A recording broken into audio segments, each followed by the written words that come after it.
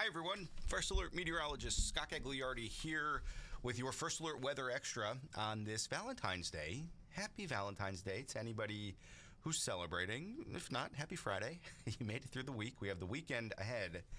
And boy, is it going to be busy this upcoming weekend. We are talking unsettled. We're talking snow, ice, sleet, freezing rain, and then even heavy rain, but not with mild temperatures. We're talking 30s, mid-30s. With rain coming down at a good clip, that is by Sunday. Everything starts, though, by tomorrow afternoon. Let's get straight to the maps, because even beyond that, we're talking issues with cold, maybe more snow. Yeah, there's a lot going on. Right now, though, through Torrington, there's a couple snowflakes nearby. Nothing in our iCam view right here where you see some filtered sunshine out there. New Haven looks good. It's 32 degrees. Notice some melting, at least trying to be done on the green, but with 32 degrees and the feels like temperature in the 20s, we're not getting much of that melting through today. If anything, we'll be adding to totals in terms of the snow by tomorrow. So if you like the snow, you're going to love at least to start the weekend along the shoreline. Through Mystic, there's a couple clouds out there as well. We've had a few flurries nearby earlier, about an hour or so ago, but very clearly that sun is out, and it's looking like a decent morning. Temperatures are well above average. We should be starting off near 20, not 30. But notice New London where it's 30, a wind out of the northwest at 10, making it feel much colder. Right now, though, we're starting to see some of those flakes from lake effect snow all the way out over 200 miles to the north and west from Lake Ontario, making its way into Connecticut, even parts of, it looks like Hartford County right now, maybe West Hartford up through Simsbury, maybe seeing a quick flake out there.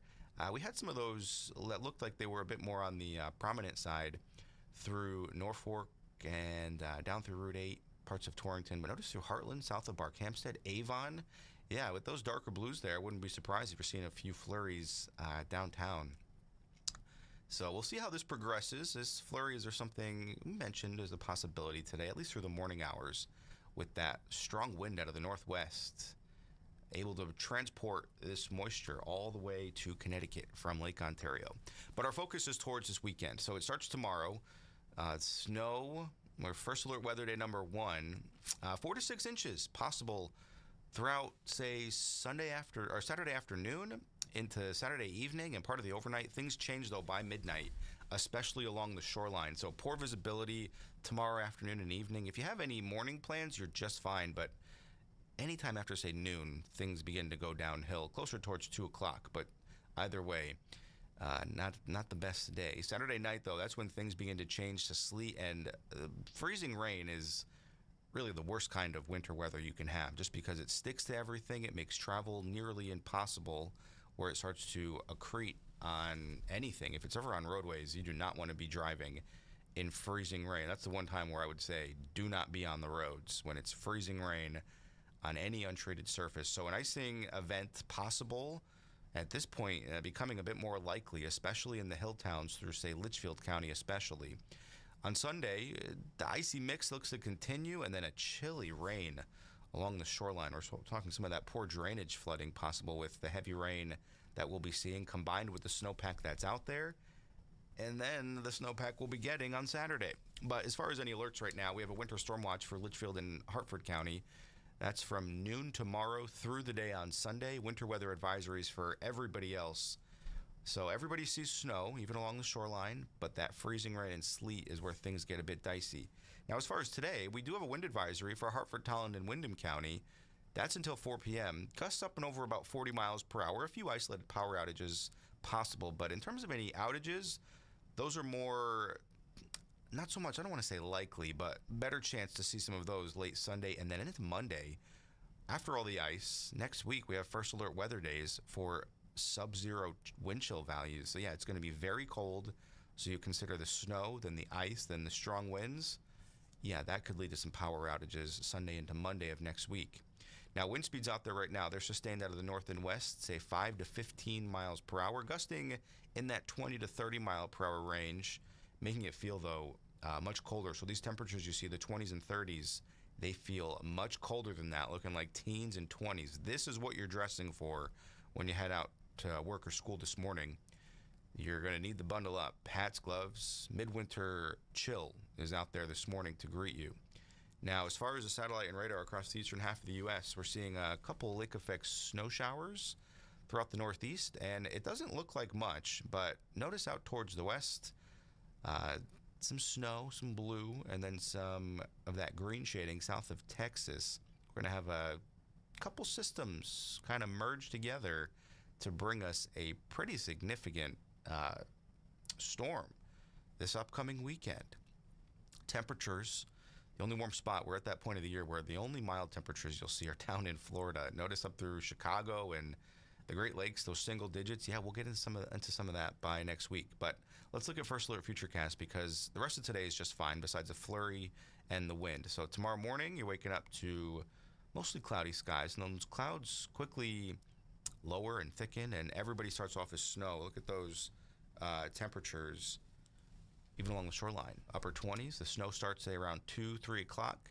Sticks with us throughout the evening hours. It's snowing at a good clip, 20s to near 30 Saturday night. Then things begin to change over Saturday night into Sunday. Say anytime after midnight, we're looking at that pink shading, which is an indication that some milder air moves in aloft and starts to change over some of the snowflakes that are falling from the clouds, melting it, and then refreezing it before it reaches the ground. Now, depending on how warm or how big that warm layer is, really depends on if you see sleet or freezing rain. But notice what happens by Sunday morning. When you have 23 degrees in Salisbury and 24 in Torrington, 26 in Tolland, with some of that freezing rain around, yeah, you're getting that to stick on everything. Closer to that 30 to 32 range, notice through Bridgeport, New Haven, and New London and Norwich, that's likely sleet where, yeah, it is technically below freezing, but the drops of liquid don't really have enough time, or they have enough time to kind of melt, and they turn into that sleet. It bounces around, it accumulates, but it's not as impactful as the freezing rain, which when it hits the surface at 24 degrees, any liquid is certainly freezing on contact. Maybe you're breaking the action Sunday morning, but by Sunday night, we're talking that rain returns, maybe heavy at times, with temperatures in the low to Mitchfield County, maybe changing over to a few flakes by ending Sunday. As far as what it looks like on Monday, things improve in a big way. Your snowfall forecast, we're talking before any changeover, 4 to 6 inches of snow across the state. Any icing, it's looking likely.